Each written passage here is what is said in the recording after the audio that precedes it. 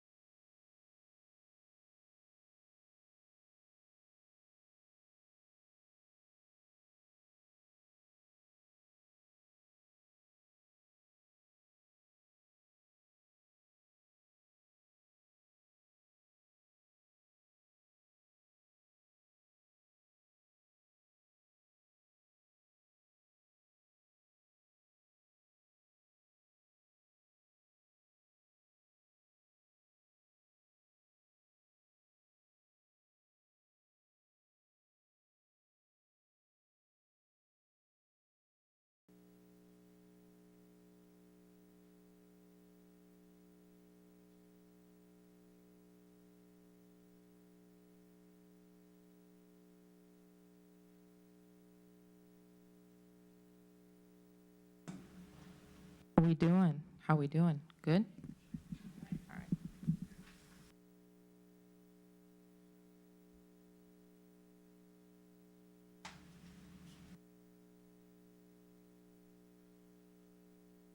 Okay, good evening, everyone.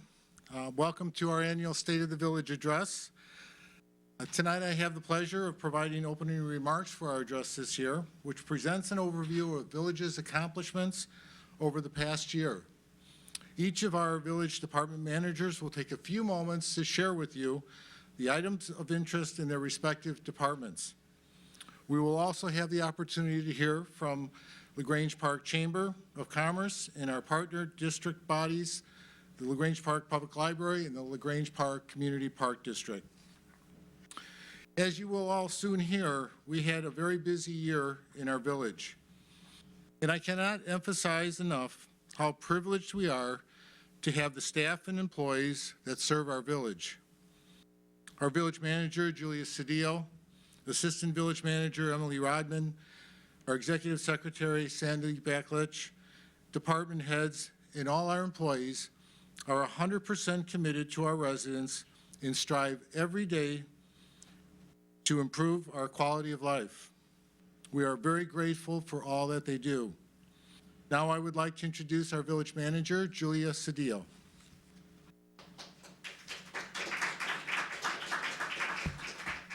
Thank you, Mr. President. Hello, everyone, this evening. It is my pleasure to serve the village as village manager, where I am responsible for managing the day-to-day operations of the village and executing the policies and the vision as set forth by the village board and president. Tonight's address will allow us the chance to take stock and reflect on the past year. When we do, we will see that the village continues to progress forward at a time when the environment around us is ever-changing, both at the state and national level. This can be challenging, but we are able to forge ahead because we have dedicated and supportive leadership of the village president and the board, and we have invaluable intergovernmental relationships with other districts, and we have committed organizations and an engaged community.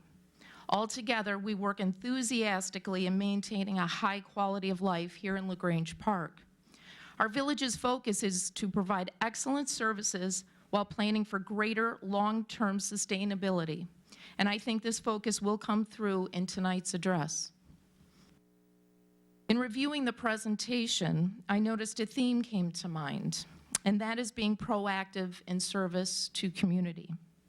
The village is always looking for ways to do things better and smarter, so I want to draw your attention to a few areas that you'll be hearing about tonight. Our water system. We completed a comprehensive study on our water system's infrastructure and fee structure, which resulted in a cost increase to meet the needs of our residents right now and for tomorrow. This year, we held our first Waterworks workshop to ensure that residents understood the goals we have set forth for our community's most critical infrastructure, the delivery of our potable water.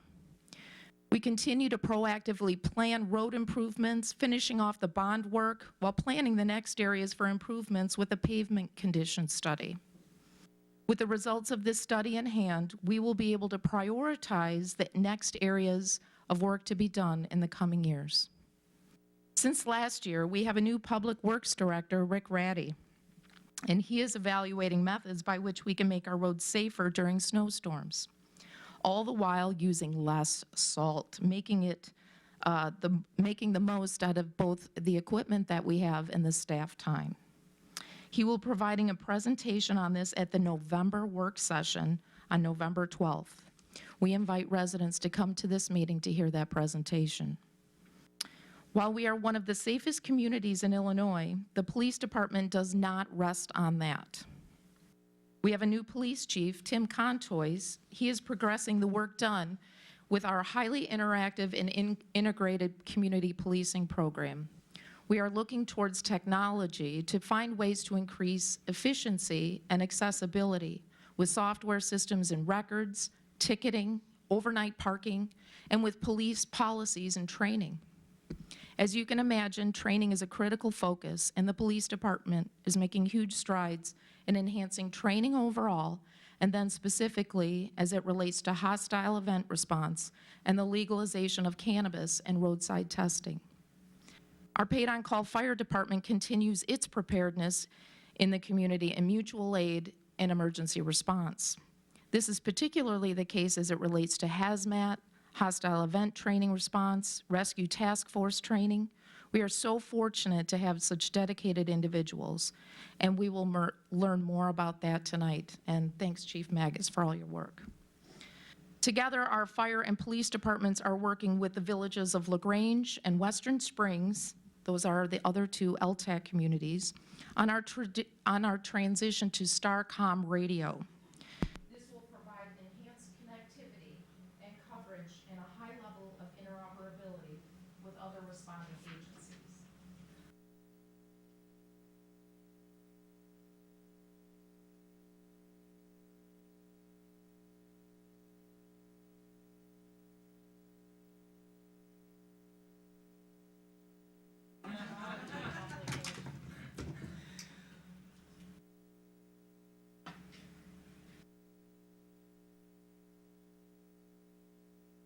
Thank you so much, Emily. Since we are recording this for broadcast, we want to make sure that the microphones are working.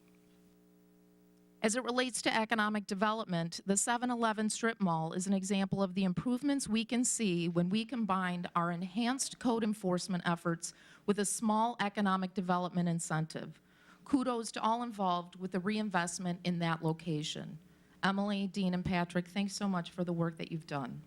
And finally, in finance, we will soon embark on implementing new financial software to ensure a robust and modern system to manage operations with enhanced security measures. Thanks, Larry, for all that you do, and for the folks in finance. This is just a preview of what is to come with tonight's presentation. These are the ways that the village works to be proactive to better serve the community. Everything that we do as a village starts with our residents in mind, which helps form a vision, and the village board and president work to articulate that vision for the community. From a staff perspective and on a day-to-day basis, this includes executing and enforcing policies and programs, assisting in the development of policies, working together on the annual strategic planning, service delivery accountability, team building, training and capacity, and the communication of information to residents, elected officials, employees, other taxing bodies, legislators, and anyone who will listen to us. We like to market, get the word out. Altogether, we have our work cut out for us, but it is work for which all of us are very passionate. In taking the longer view, the village utilizes strategic planning to guide and plan for challenges. This year's strategic planning session was focused on reaffirming the village's priorities, and here they are. The last time we looked at our priorities was back in 2014, so we did a 5-year update. And they start, number 1 is maintaining fiscal responsibility with sound budget practices. Number 3, attract, retain, and expand businesses. This moved up 1, so we have an increased focus on economic development. And we made some changes to number 4, broaden communication practices, as we have decided to engage in social media, and we rolled out our first village Facebook page, which has been a lot of fun. So these 6 priorities are the priorities that guide all of us in the work that we do. In addition to strategic planning, the village president and board of trustees are actively engaged in proposed legislation that may affect our community. Each year, a representative group travels to Springfield to speak with legislators on a variety of issues, and we maintain that dialogue on issues that are developing throughout the year. These are just a few pictures over the years. In conjunction with the board, the village has dedicated staff who work hard each day to provide the best possible services for our residents. The village is a full-service local government providing services through 6 departments: administration, finance, building, public works, fire, and police. We have 42 full-time employees and about 80 part-time employees, many of whom are paid-on-call firefighters and live in Grange Park. They are our residents as well. We also have a part-time elected village clerk, Megan Cooey, whose duties are prescribed by state law and who is the keeper of the corporate seal and all records. Here's the list of village employees. All of them. The work that they do each day is just terrific. Some of the work that they do, you see day to day, but really there is so much more that you just don't. A lot of it is behind the scenes. And all of it is done in an effort to serve the community for which they truly care. The achievements of the village would not be possible without the countless volunteers who provide service. We cannot build community alone. Here is a list of advisory groups that provide recommendations to the village board or have specific authority as determined by state law. Each has a team of dedicated members, and we are so grateful for their service. Board of Police Commissioners, the Sustainability Commission, Commercial Revitalization, Traffic Safety and Engineering, the Youth Commission, the Planning and Zoning Commission, and the Police Pension Board. Thank you for the work that you do. On behalf of the village president and board of trustees, I extend our sincerest thank you to our community partners, those that are here tonight as well. Thank you so much for being here. Tonight is not only a time to reflect and celebrate, it is time to be mindful and aware of one another's issues, achievements, and goals so that we are able to work together into the future. Taking stock and being proactive allows us to better anticipate challenges, react more quickly, look for opportunities, and forge ahead in the best possible manner for our community. I will now turn it over to our first staff presenter, Finance Director Larry Knoller. Larry?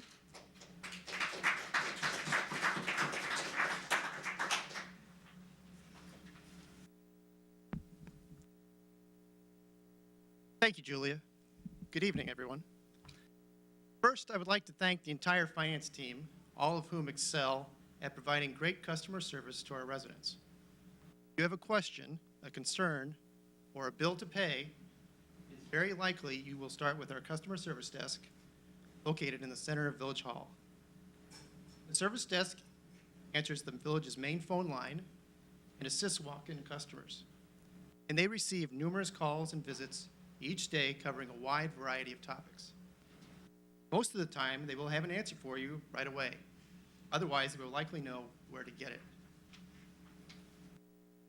We added a new member to our team this year. Forrest Tucker is the new part-time utility billing fiscal assistant. Many of you may recognize Forrest from when he worked here at the village as the downspout disconnect program coordinator. We are happy to have Forrest back with us in his new role.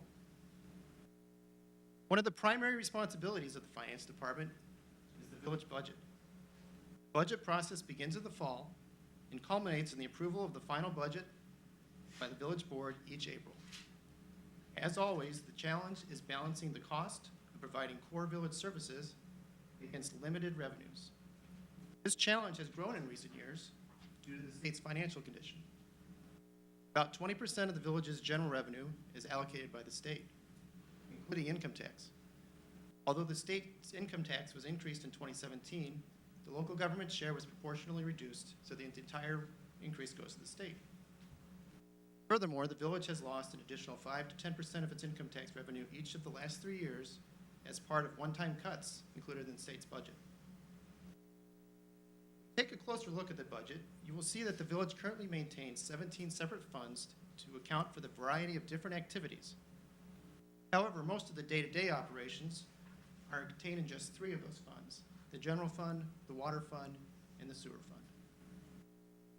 The general fund accounts for the majority of the village's operating activity.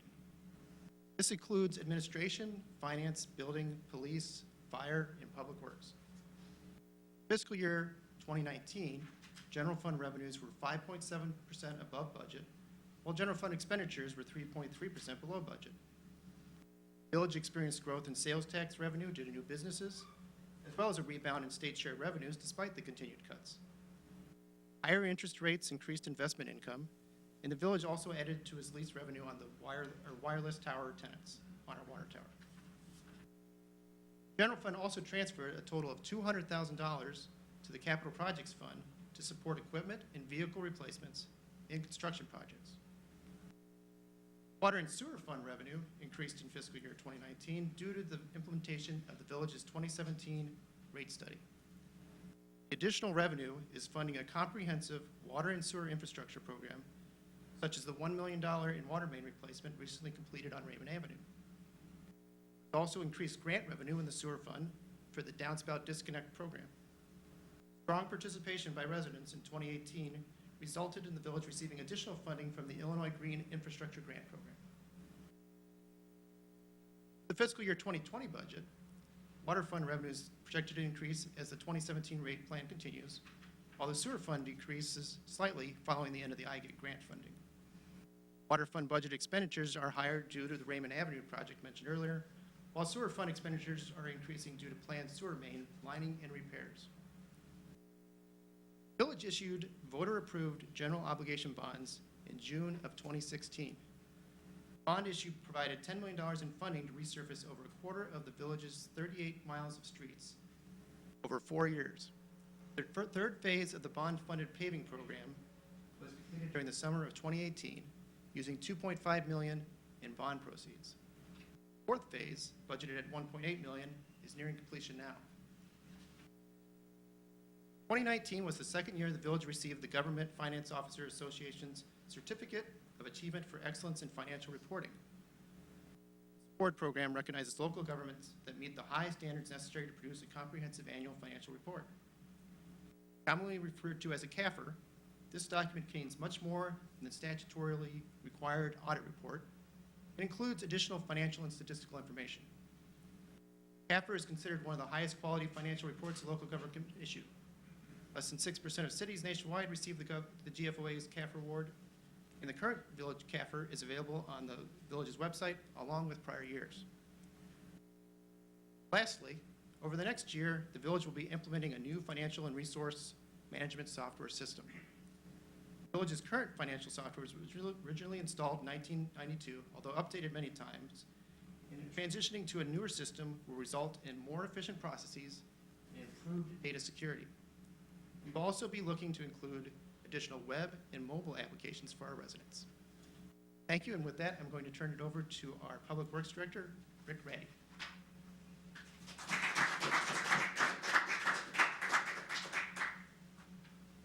Good evening, everybody. My name is Rick Ratty. I'm the Director of Public Works.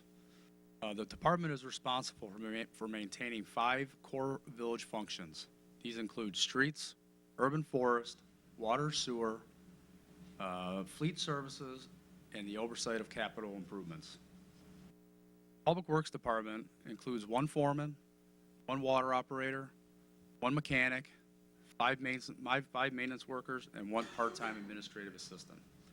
In addition, 3 to 4 seasonal employees come aboard between May and August to assist staff during high demand periods. Over the last year, the Public Works Department continues to provide services that our residents have come to expect. These include brush and leaf pickup, snow and ice management, sidewalk replacements, street light maintenance, pothole repairs, roadway signage, fleet maintenance, tree trimming and removals, and landscape and right-of-way maintenance. Previously stated in last year's address, the rate study was conducted a few years back requiring the village board to make tough decisions on water rate increases to replace portions of our aging infrastructure. This past summer, village officials hosted a water workshop at the Village Hall. The purpose of this workshop was to provide residents with vital information regarding the current state of the village's water system. The workshop highlighted information on several topics such as water quality, water conservation, leak detection, past, present, and future water main projects, rate increases, water taste testing, firefighting flows, and the Public Works Department conducted live water main break demonstrations. Public Works, village staff, and our engineering firm extensively prepared for this great educative event. Much appreciation goes out to all that were involved in making this event a success. One water main replacement project scheduled this year was located along 31st between the Grange Road and Barnesdale, and along the Grange Road between 31st and Garfield. Replacement construction has been rescheduled to the design phase undertaking conflicts of existing utilities and limited property to install the new main. Our engineering firm is working diligently to make this a constructible project for 2020. In the interim, staff quickly identified Raymond Avenue as our next target project. Within 7 months, this project was designed, bid, construction, and completed under budget. Great job, team. An emerging problem in the last several years is the concern for lead in drinking water. Lead in drinking water does not come from the source water itself, but leaches on during the distribution process. There are several sources of contamination, which include lead service lines or household plumbing. During this past year, Public Works has replaced 25 lead services due to water main leaks, and they were replaced from the water main to the Buffalo boxes. If residents are concerned about lead in their drinking water, you are encouraged to contact the Public Works Department, and we would gladly meet with you to educate and discuss potential options to combat this issue. In April of 2016, voters approved a $10 million referendum to repave roads. Identified back in 2016 was a 3-year paving project. As a result of excellent bidding, the village was able to capitalize on an additional $1.8 million to complete an additional 24 blocks in roadway improvements this past construction season. In closing, I am reminded that the most wonderful time in the year is quickly approaching, winter. Our public works team is one, if not only the best in the area when it comes to snow fighting. Last snow season, Public Works crews drove over 8,000 miles, salting and plowing our village roadways. 700 tons of salt was spread, averaging 297 pounds per lane mile. A new technique has been added to our arsenal for this upcoming winter season: use of liquid salt brine. Salt brine sprayed onto roadways before a storm is called anti-icing. Anti-icing prevents snow from bonding to the pavement, which allows snow plows to clear the road to bare pavement. This method can also melt small quantities of snow and avoid roadways from accumulating ice. In addition, during a snow event, we will continue to spread rock salt with salt brine from our trucks, reducing the total salt output of our village to our village streets. Studies have shown that including an anti-ice program can reduce salt usage by 1/4 during the winter season and lessen chlorides in our local waterways. Thank you. I'd like to introduce our next presenter, our Police Chief, Tim Contois.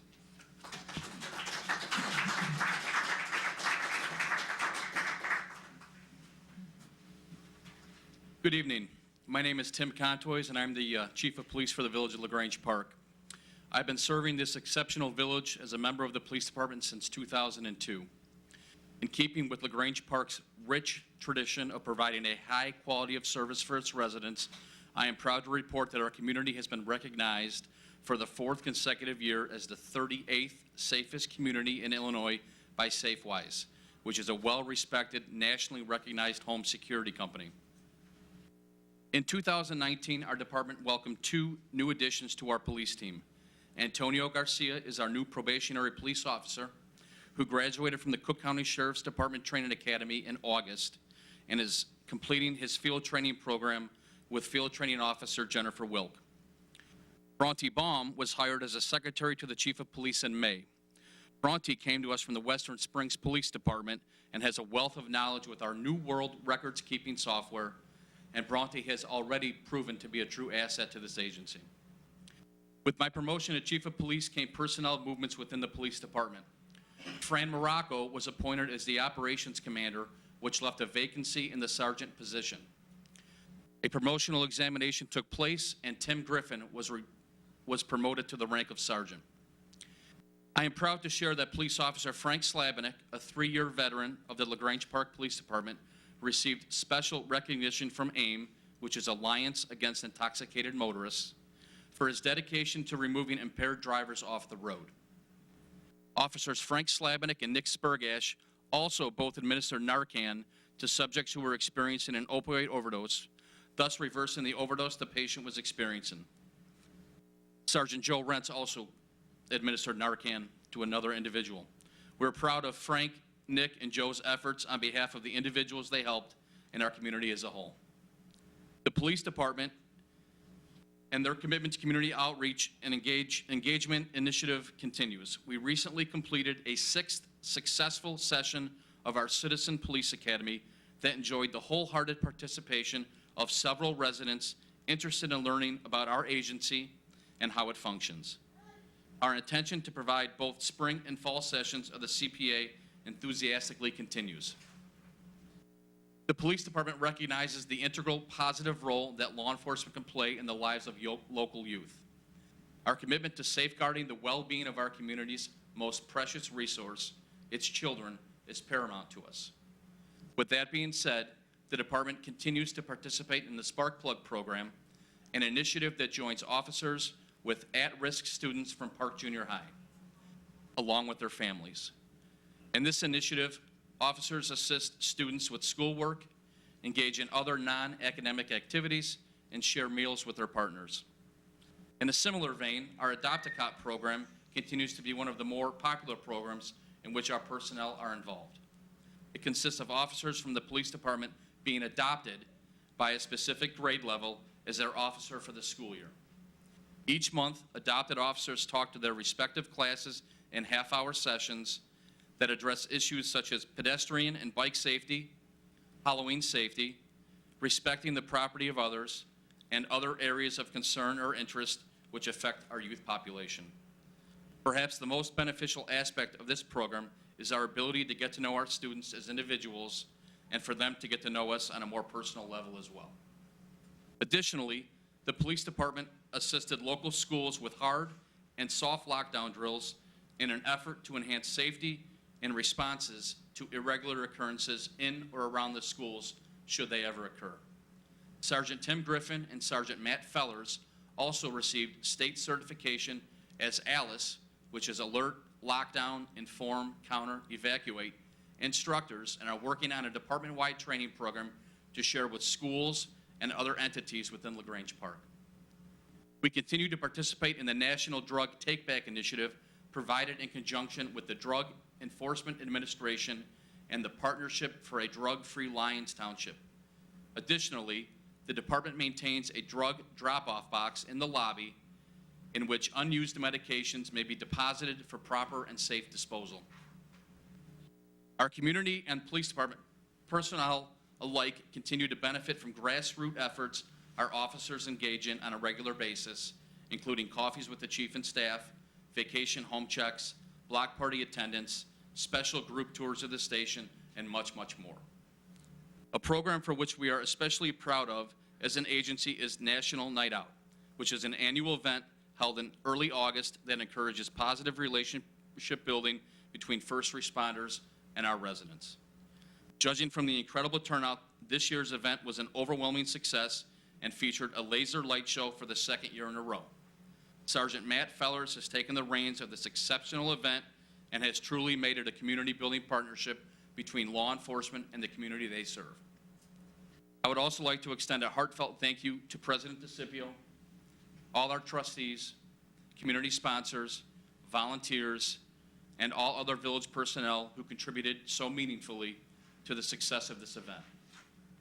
Expounding on the partnership aspect of the PD and community, the police department is continuing to be involved with the Shop with a Cop program. This program provides our staff with a deeply meaningful opportunity to provide gifts and resources for economically disadvantaged families that would otherwise go without during the holiday season.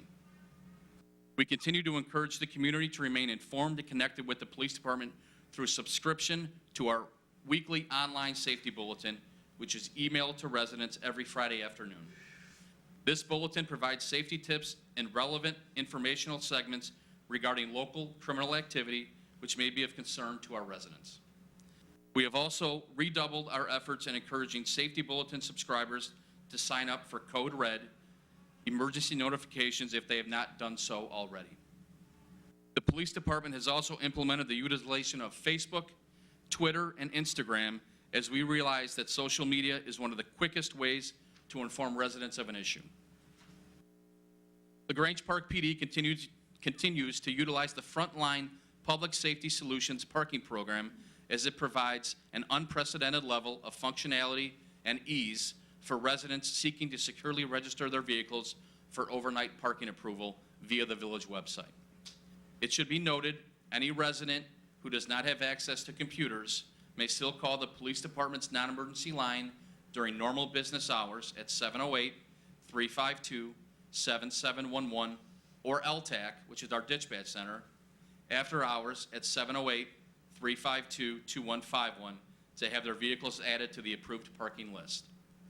We also work diligently with our ticket tracking software company, MSI, and converted all outstanding unpaid ticket data from the old software into the new software. We have already started to see an increase in unpaid citations with the transfer of this data. The police department has also begun the implementation of a new, more traditional black and white police car.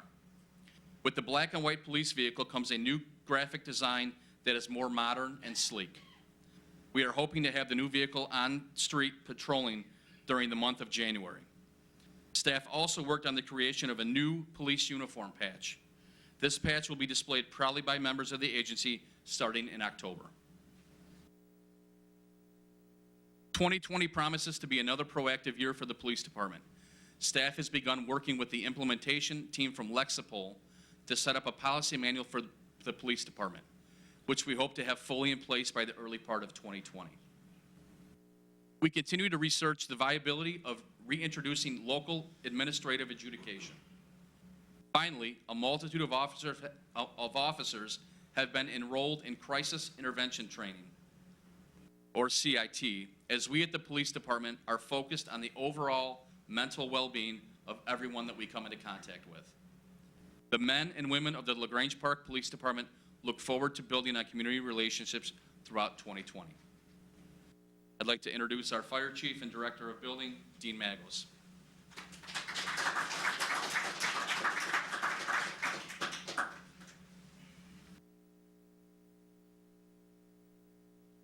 Thank you, and good evening. For over 18 years, I've had the great opportunity to serve as the village's fire chief, leading our village fire department. Our firefighters, EMTs, paramedics, and the officers that lead them continue their strive for excellence in everything they do. Our fire department continues to be staffed using a combination staffing model, with our full-time personnel being contracted paramedic firefighters and the rest of our staff predominantly part-time paid-on-call personnel. Although this staffing model continues to be challenging, we take great pride that we are able to sustain this model and provide help to our residents in this manner. I thank those that are part of the department and their families for this commitment. In fact, coming up can be your opportunity to serve. We are currently conducting a recruiting process. Please check our village's website or Facebook page for further information about requirements and plan on attending our mandatory candidate orientation session next Wednesday evening, November 13th. Over the past 12 months, the fire department responded over 2,100 calls for service. Over 15 of these calls were for emergency medical services, and nearly 600 were request service for fires, rescues, and a variety of other services. There were a number of significant or otherwise noteworthy incidents our department responded to during the past year. One incident was last Christmas Eve for a gas odor throughout a building at the Homestead Apartments. After a thorough search of the occupied building, firefighters found a gas leak near a stove and were able to control the leak and safely ventilate the gas from the building. In May, firefighters responded to and extinguished a chimney fire in the 800 block of North Stone. Also in May, firefighters responded to 2 garage fires, one in the 800 block of Barnesdale and the other in the 1500 block of Newberry. At that incident, the initial garage and a car were heavily involved in fire when firefighters arrived and were threatening another garage and adjacent homes. The situation was quickly mitigated by our firefighters. In June, a car unfortunately drove through a brick garage behind the Homestead Apartments, leaving 2 people trapped in the car. Firefighters were able to clear debris, shore up the garage, and safely remove them. Also in June, firefighters extinguished a fire at Matone Restaurant in the roof.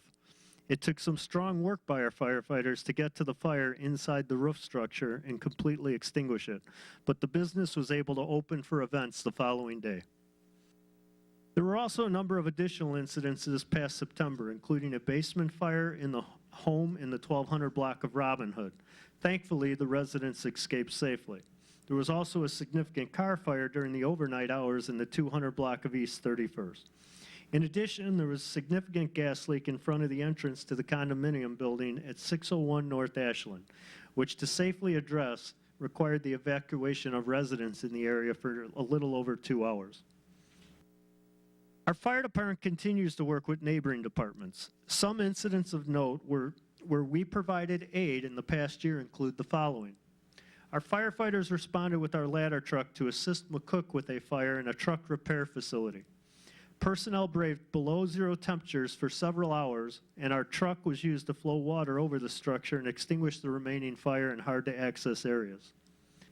We again responded to assist McCook in February for a fire at UOP involving hazardous materials. We also responded to house fires in Western Springs. The Brookfield house fire in April in the 3500 block of Park was caused by a lightning strike, and our firefighters assisted with extinguishing the fire in the rear of the roof. As always, training remains critical to maintaining and improving our skills and operations. Some training highlights from this year include the following. Several of our personnel completed their initial basic operations firefighter and emergency medical technician courses, which took place at College of DuPage, Triton College, the Romeoville Fire Academy, and the Western Springs Fire Department.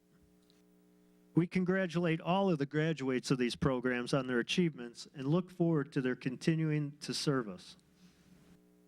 One focus for personnel this year, unfortunately, was increased training for active shooter or hostile event response and rescue task force. Members of our MABUS division developed a response policy, and we participate in various classrooms and on-site exercises, with many more to come. In May, we hosted a biannual MABUS Division 10 Hazardous Materials Response Team exercise, which took place at Des Lauriers, one of our manufacturing businesses on Barnesdale Road. We thank the business for use of their facility along with the other businesses in the area where equipment and vehicles were staged. Our personnel were also trained on Hazmat RIT, or Hazmat Rapid Intervention Team Operations. As part of that program, personnel train on the methods of rescuing hazardous materials technicians who are injured or suffer a medical emergency while operating in encapsulated clothing in dangerous atmospheres. Also, during the year, a few of our personnel got great experiences by attending the NICOR Natural Gas Fire School in Troy Grove, Illinois, and attending the annual Fire College training event at University of Illinois in Champaign-Urbana. As always, one of our main missions throughout the year is to provide public relations and, more importantly, deliver important fire safety education messages. We want all residents to take an active role in learning what they can do to prevent fires and other emergencies from occurring and how to reduce the likelihood of injury or death should they occur. Once again, last holiday season, personnel delivered Santa to Ace Hardware and to the Holiday in the Park event and provided a holiday fire safety demonstration, which we plan to do again coming up this year. Personnel also provided support for National Night Out in a couple of the sessions of the Citizens Police Academy. Last month was busy for the department due to Fire Prevention Week. October is our usual time to provide targeted fire safety education to all elementary school children, host our open house, and participate in many other events. We again had a successful open house, this year having great weather and being attended by hundreds of residents. We thank everyone who attended. We were also able to raise $500 for Camp I Am Me at the open house. This is a camp for children who are living with burn injuries. Again, this was done through donations for hot dogs, which were donated by Jewel and Bill's Place. LaGrange Park Ace also again donated many of the smoke detectors we provided to residents during our free raffles. Looking forward, the fire department is currently working on a few new issues. One is called GEMT, which is a statewide initiative that may help to bring some additional reimbursement revenue to the village for EMS responses, specifically when our ambulance transports patients using Medicaid or managed care programs. The other issue being worked on is STARCOM 21. STARCOM 21 is a statewide radio network, and along with other members of LTAC, again our communication center, we are working on this transition to begin utilizing the network. This should greatly improve our emergency communications capabilities. As you are probably aware, our village continues to operate an emergency management agency. Although there are no separate employees, the agency is a means to help plan and prepare for responses to major emergencies and disasters. In the past year, Cook County updated their multi-jurisdictional all hazards mitigation plan, the largest such plan in the country. As part of such, the village was also required to update our annex of the plan and authorize the adoption of the overall plan updates. The village board did so this past month. This plan is critical to our village and the county being eligible for various federal funds, including funding for some federal grants and disaster reimbursement. In addition to serving as the fire chief, I also serve as the village's building commissioner, helping supervise the village's building department. Over the past 12 months, the building department issued 864 building permits and conducted 1,340 inspections. During this time, those permits accounted for an estimated construction cost or reimbursement in residential and commercial properties in our village of nearly $13 million. During the past year, village staff have been working through these numerous projects, providing guidance, conducting plan reviews, and inspections. One large project recently completed was the development of the Congregation of St. Joseph property. After remodeling their 3-story administration building, deconstructing a 6-story building, and updating utilities in their chapel, the sisters moved into their new 2-story assisted living facility. Staff worked with CSJ, their architects, designers, and contractors through the several-year process. The project involved much coordination related to occupant safety and many inspections related to building construction and fire protection. Another project just completed was the large addition to Brook Park School, which is now home to nearly 800 students, one of the largest elementary school student bodies in the state. Village staff, along with village engineers, worked with school officials, engineers, and contractors to properly address stormwater issues, which includes a large underground storage system. In addition, staff worked with contractors and school staff throughout the project to help reduce the impact to neighbors during construction, especially during delivery of large prefabricated stormwater vaults, the building's walls, and other large steel roof structures. There were also a number of smaller projects of note this past year. At the Village Market, there was a tenant build-out and occupancy of the new Bishop's Cuts and Color and a small expansion of the Dr. Fieldhouse tenant space. The Village Market also replaced underground ComEd transformers to provide power that is more reliable to tenants. The Huntington Learning Center also completed an expansion. Currently, a project is wrapping up for Fifth Third Bank, where they are remodeling and moving into the Village Market North building from their current location. In addition to the changes at the Village Market, Generations Dental on 31st Street was significantly remodeled. Also, the building at 1905 East 31st Street was purchased and remodeled, making room for a new daycare, the Montessori Children's Community. Matone is also putting some final touches on a new large outdoor patio, which includes a new, better designed main entryway.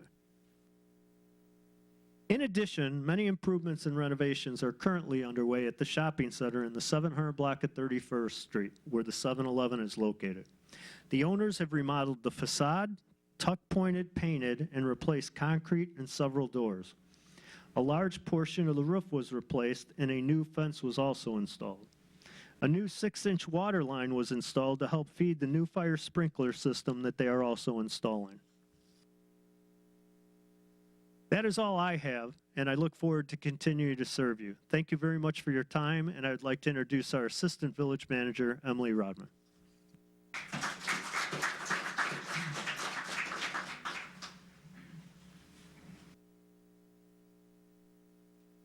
Good evening. Good evening, excuse me. In my role here at the Village, I have the pleasure of working with the Village's Commercial Revitalization Committee, or our CRC, to enhance the Village's economic development efforts. In 2013, the CRC led the effort to adopt a commercial revitalization plan. Since its adoption, the Village Board has spent the past 6 years implementing various action items in the plan. In 2017, the Village successfully implemented new economic development tools. 2 tax increment financing districts and 4 business development districts were established. These include nearly all of the commercial property within the Village. Both of these tools are financial tools intended to support reinvestment and spur redevelopment in the community. Since these tools have been implemented, the Village has experienced a growing interest in our business community. In 2017, the restaurant Posto 31 opened on 31st Street and was the first business to benefit from the TIF and Business District instruments. In 2018, the Village approved a redevelopment agreement with the owner of the former International Molding Company site located on Barnesdale Road for a new self-storage facility. This project, which is currently under construction, includes a full interior renovation, an exterior building facade rehab, and various exterior site improvements. This summer, the Village approved its 3rd redevelopment agreement, this time with the owners of the 7-Eleven strip mall on 31st Street. This agreement provides financial incentives for the property owner to install a fire safety suppression system throughout the tenant spaces. The system not only protects the structure, but it enhances safety for the tenants, and it allows for the spaces to be leased to a wider variety of potential businesses. 2 restaurants will be opening soon in the strip mall.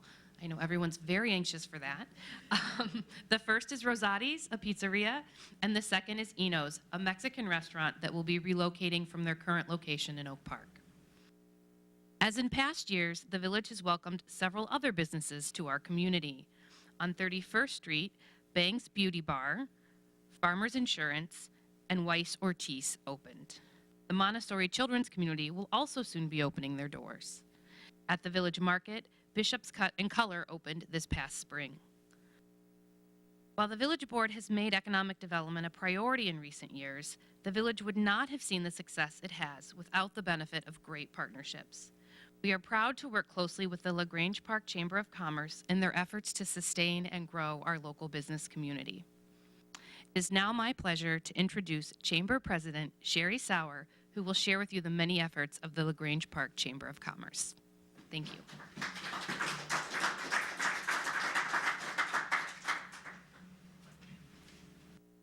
Thank you, Emily.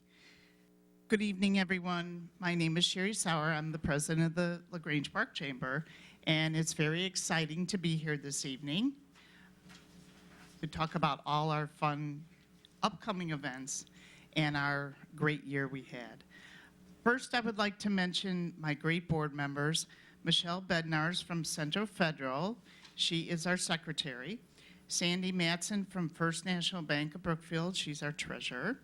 David Smith from Edward Jones, and he is our vice president.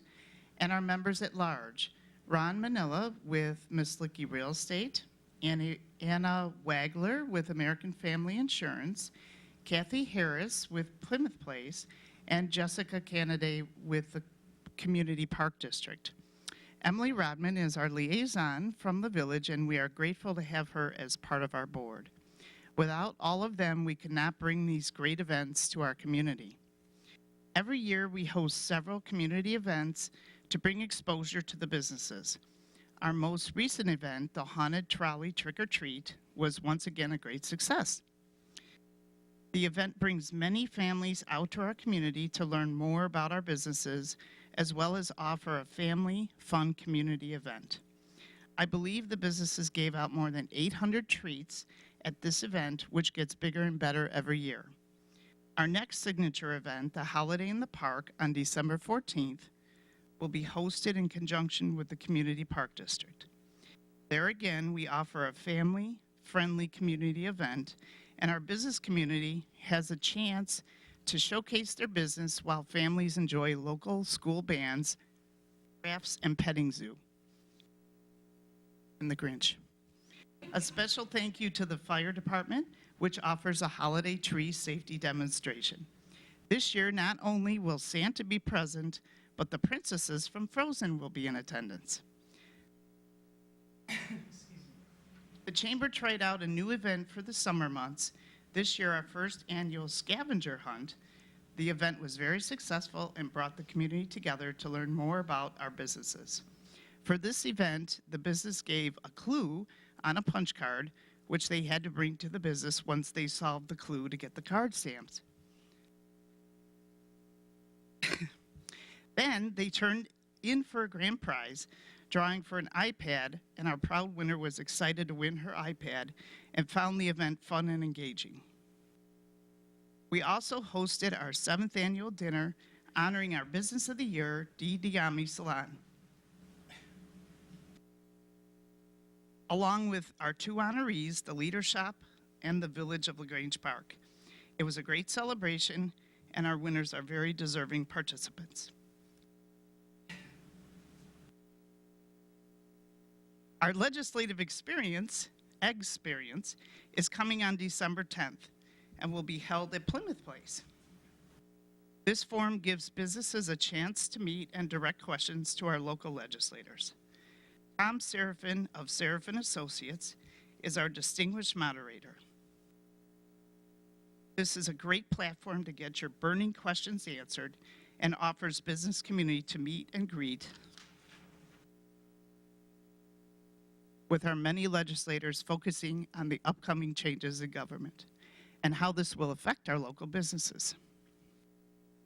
The LaGrange Park Chamber is always looking for new ways to promote local business. We have added 2 additional events to our calendar in the new year. In January, we will host our first entrepreneur panel in conjunction with the library. This event is offered to those thinking about starting a new business. It is on January 16th at 7 p.m. Also new this year is our Business Expo in March. It will be held at Plymouth Place and open to the public to showcase our local businesses. We are hoping for great success in these 2 new events to build our business community.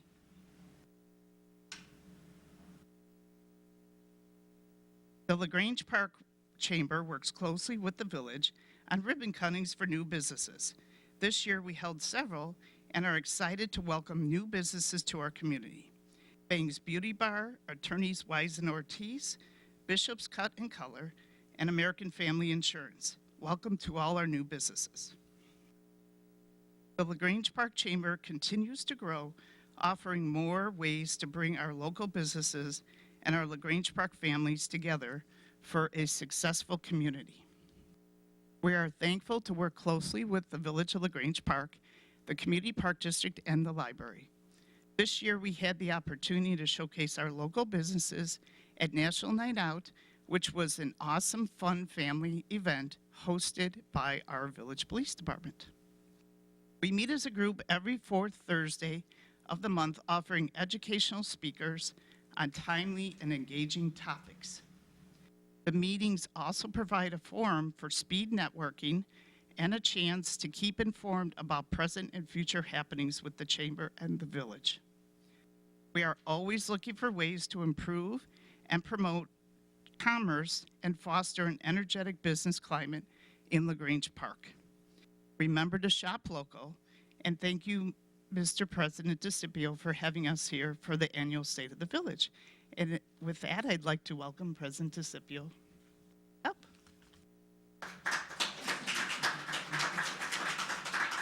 Thank you, Sherry. For those of you in attendance, you've had the privilege of listening to a young resident who this is her first State of the Village address, my granddaughter Sadie, so I'll hear it when I get home, but thank you for being patient with her. We've also had, over the years, this is our 11th State of the Village address, and we've always looked at ways to improve the presentation. And so the last couple of years, we wanted to include all the village managers in their respective departments so that the residents get to see and hear from those people that are in charge of those various departments. And so with keeping with that theme, we always are very proud to work well with our taxing bodies, our fellow taxing partners, the LaGrange Park Community Park District and the LaGrange Park Library. And we're pleased and privileged tonight to have representation from those two. Lori Whitman's with us tonight from as president of the LaGrange Library Board, LaGrange Park Library Board. LaGrange Park Library Board. And I'd like to take the special honor of introducing our new executive director for the LaGrange Park Community Park District, Jessica Kennedy. Jessica?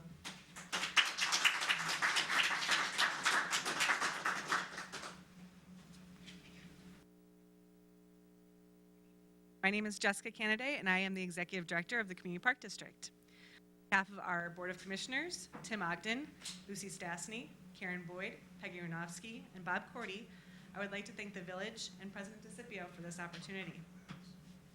This past August, the Board of Commissioners welcomed me to the Community Park District team. It is my privilege to not only share some of the agency's recent accomplishments, but to also outline what we are looking forward to in the future. First, I would like to announce that today, we officially kicked off our 75th anniversary celebration. A successful referendum in 1944 established the Community Park District of LaGrange Park. By 1952, it was residents that took the lead on creating and providing recreational programming for their family, friends, and neighbors. To this day, we still have longtime residents of LaGrange Park on staff and committed to delivering fun and active programming to the community.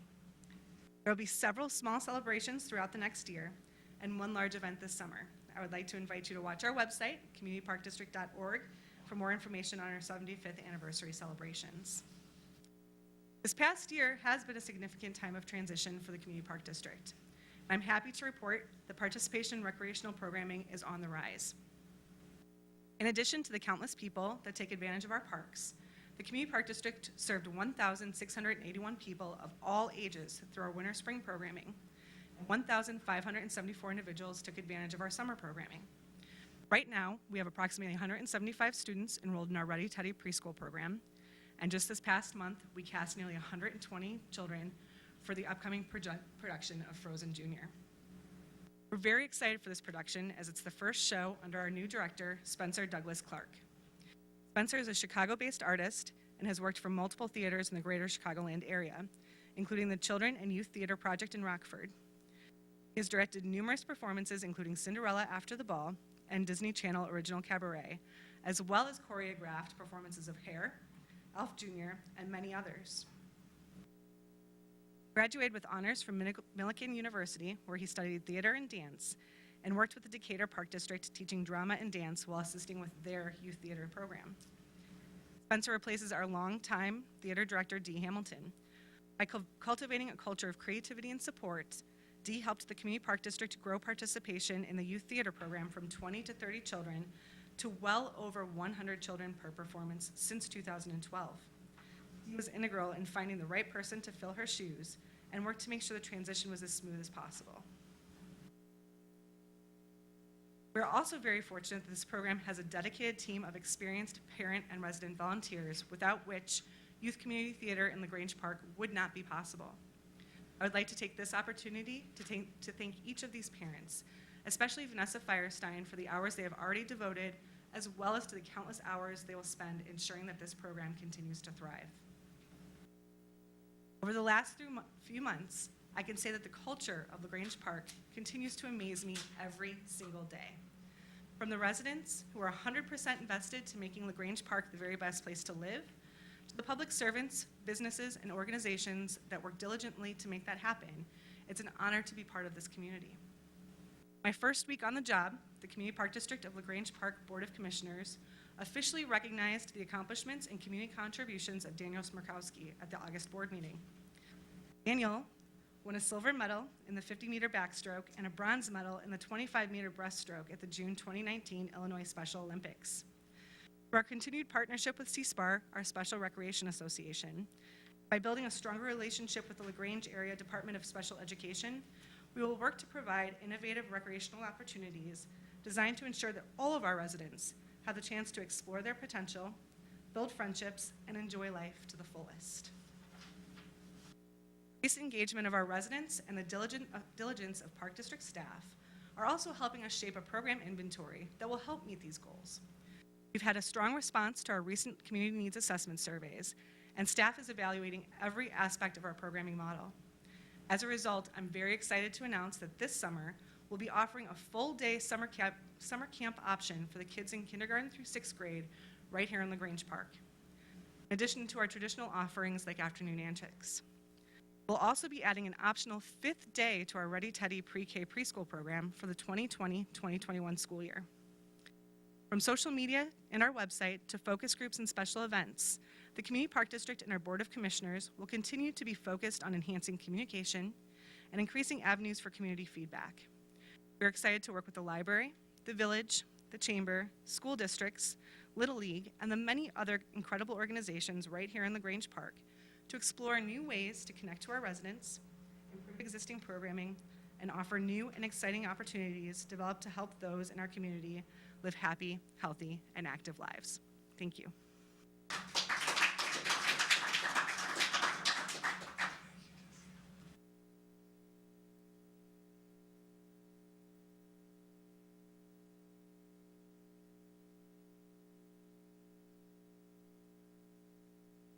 My name is, can you hear me? My name is Lori Whitman, and I'm president of the LaGrange Park Library Board of Trustees. I would first like to thank the village for inviting us to share an update about our library.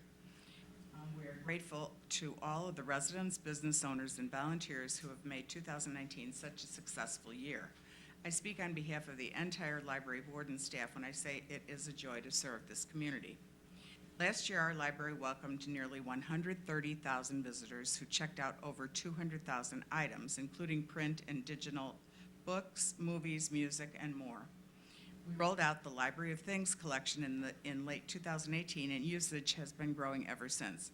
This group of non-traditional items are checked out to visitors for 2 weeks and include such things as a karaoke machine, an Instant Pot, internet hotspots, virtual reality headsets, and dozens more unique items. As part of the library's strategic focus, we engaged with local partner, Aspire, a nonprofit that works to improve the lives of people in the disability community. Aspire spent months working with staff and the public to determine how the library was doing when it comes to meeting the needs of folks with a variety of disabilities.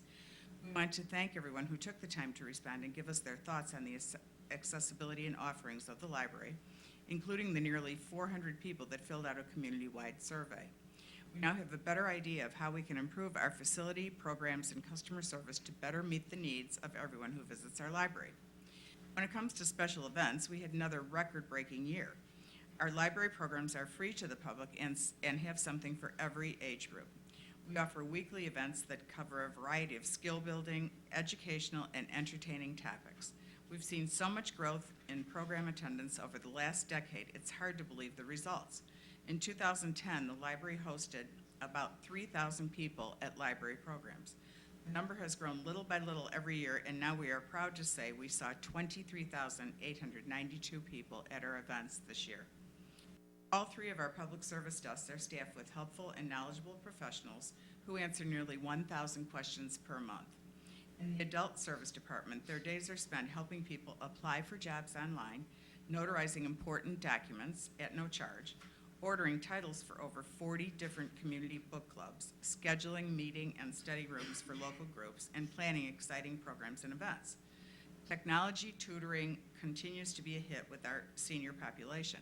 In addition to the folks who visit us in person to receive help, we also do monthly technology-focused outreach to Bethlehem Woods and Plymouth Place. Patrons also rely on the department for assistance with digitizing VHS and cassette tape, slides, and more. We also offer assisted access to makerspace equipment such as our Glowforge laser cutter. Our young adult department received a refreshed look this year with new paint, beautiful display shelves, and furniture for lounging as well as studying. The teens have given us great feedback on the changes, and we enjoy seeing more and more of them coming into the library to use the space. Our young adult librarian started a popular new service for teens called Book Boxes, which work like a monthly subscription. Our librarian picks out a book for the teen based on a personalized profile with their likes and dislikes.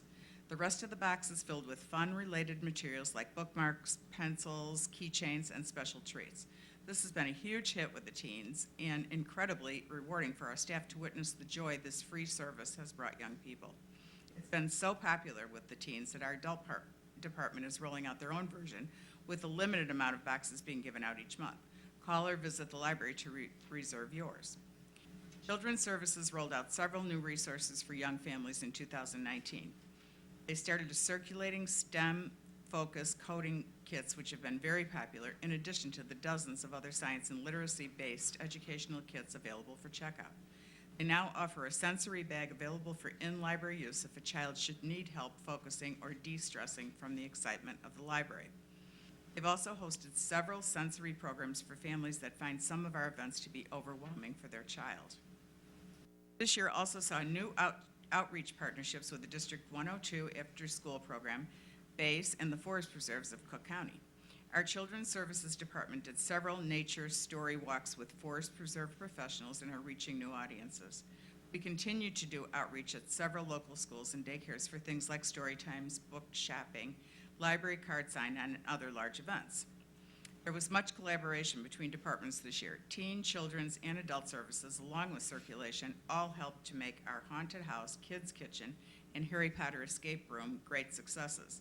The Haunted House and Kids Kitchen will continue, and now that we've done our escape room, we've got the bug and would love to do more.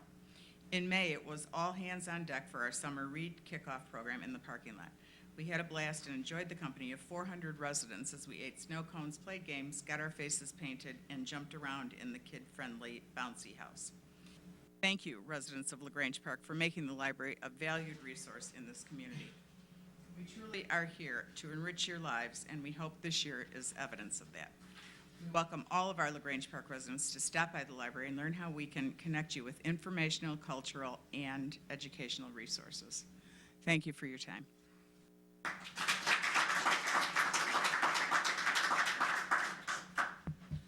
So as we've heard this evening, there's many exciting things happening in our village, but I want to go back to what Julia had originally said in her statements about being fiscally responsible, which is what we do on a daily basis, hiring great employees, looking forward to technology improvements in our community, economic development, as Emily touched on, our police and fire departments, our public works department, our finance department. I am so proud to be a part of this organization, but it's a reflection of the residents that we have in our community too that support the things that we do, our board members and our staff. And wherever I go outside of the community, I always hear compliments about our staff and how well they're representing our community and how professional they are in their workings with other organizations.